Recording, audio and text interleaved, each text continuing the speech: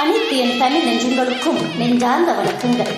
நம் தமிழ் இனத்தினர் இலங்கையிலிருந்து திரும்பி வந்து கர்நாடக மாநிலத்தில் அதை நூற்றாண்டு காலமாக வாழ்ந்து கொண்டிருக்கின்றனர்.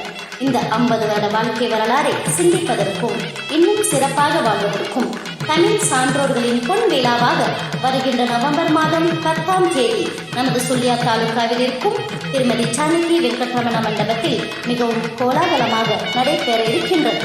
இதனை முன்னிட்டு நமது மாணவ செல்வங்களுக்கு மற்றும் அனைத்து திறன்களை கொண்ட திறமைசாலிகளுக்கும் போட்டிகளை ஏற்படுத்தி உள்ளது நமது பொன் விழா குழு.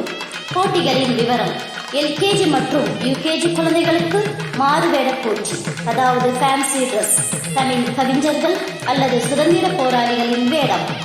1ஆம் மற்றும் 2ஆம் வகுப்பில் படிக்கும் மாணவ செல்வங்கள் மகா கவிஞர் பாரதியாரின் பாடலை 3 நிமிடம் பாடும் போட்டி. 3 அல்லது 4ஆம் வகுப்பில் படிக்கும் மாணவர்கள் நமது குழுவினர்கள் கொடுக்கும் தமிழ் எழுத்துகளின் பட்டியல், அதாவது பேராகிராஃபை அப்படியே நம் முத்தமிழில் எழுதி காட்ட வேண்டும். 5லிருந்து 7ஆம் வகுப்பு வரை படிக்கும் மாணவ செல்வங்கள் தமிழ் பழமொழிகளை குறிவிட்டு அதற்கு சரியான விவரத்தை கதை மூலமாக கூற வேண்டும். 8 முதல் 10ஆம் வகுப்பு வரை படிக்கும் மாணவ செல்வங்கள் நம் சமுதாயத்தில் போதைப் பொருட்களால் ஏற்படும் தீமைகளை பற்றி 3 நிமிடம் உரையாற்ற வேண்டும்.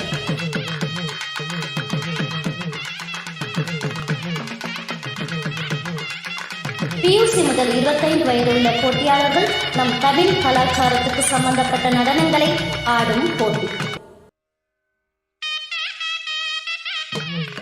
26 முதல் 40 வயது உள்ளவர்கள் தெம்மாங்கு பாட்டு, கும்மிப்பாட்டு போன்ற நாட்டுப்புற பாடல்களை 3 நிமிடம் அளவில் பாடும் போட்டி. 41 முதல் 50 வயது உள்ளவர்கள் தமிழ் பக்தி பாடலை பாடும் போட்டி.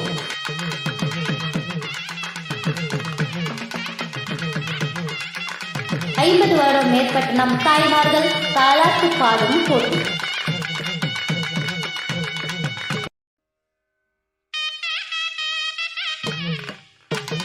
50 வருடம் மேற்பட்ட ஆண்கள் பழைய தமிழ் சினிமா பாடல்களை பாடும் போட்டி.